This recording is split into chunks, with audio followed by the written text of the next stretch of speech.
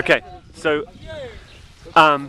what happened at this tree, medad? Now this is where we loaded our things in vehicles.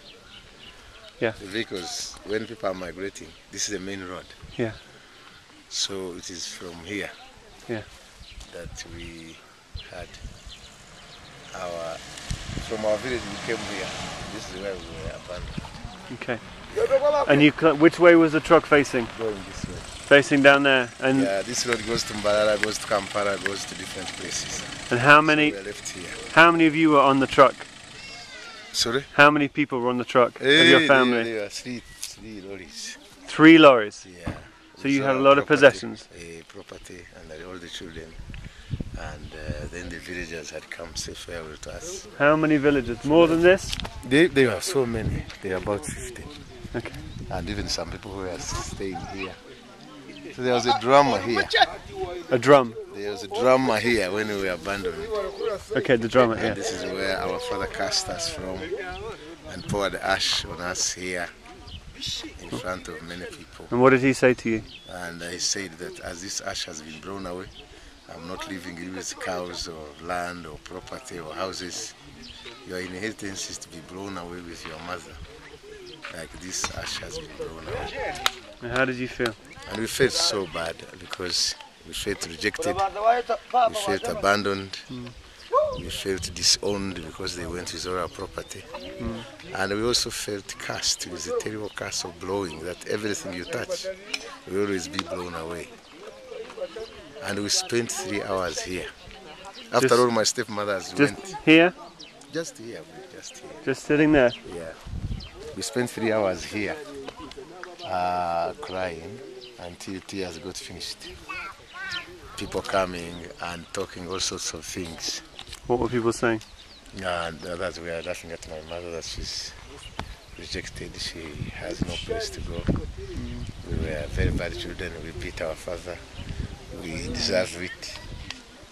And others started laughing, others started saying, now her husband has abandoned her, so you women be careful, she's going to steal your husband, all sorts of things. Did people hit you? Sorry? Did people come and hit you? No, they didn't. They just... It is only our father who hit us.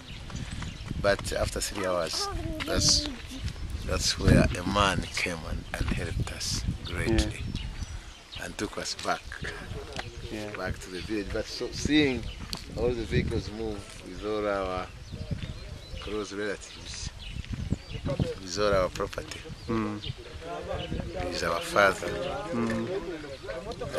it reminds me of so many things, how we felt useless, nobody. We felt like dead dogs. We asked the ground to swallow us, it could not. We cried. You are just helpless there, wondering what to do. We couldn't go to Rwanda, where my mother came from, because the government which was leading by then was a Hutu government, so she couldn't go back. The church has not helped, people have not helped. It was very difficult, a period of uncertainty, but also a period of loss of security, loss of self-worth, loss of meaning and purpose in life. A time when you are just saying, now what do you do? But the good thing we did, we ganged around our mother and stayed together as a family, which was very good. Do you think that thing of staying together as a family was your first step? It was the first step to really getting. But as I have told you, 2 of my brothers, because they were big enough, they really felt so bad. And from that time, both of them died of a depression. That's why I don't normally talk about them. Okay. Because they felt so bad, so humiliated, so embarrassed, so crushed, and they were teenagers. So I don't know what I can explain, because shortly after my sister was murdered, the depression killed one of them. He couldn't cope, so he drank himself to death. He was already depressed. So the death of my mother, the death of my sister was like a blow, the last blow to him. And then the other one, when my mother died, it was also a last blow to him as well. But this place is very historical because it is a place where we were abandoned, where we were rejected, where we were disowned. But it's also a place where one of the old revivalist women told my mother, she said, "Your husband has rejected you, Jesus has not rejected you. Your father has migrated, Jesus has not migrated. Your father has cursed you, Jesus has never cursed you."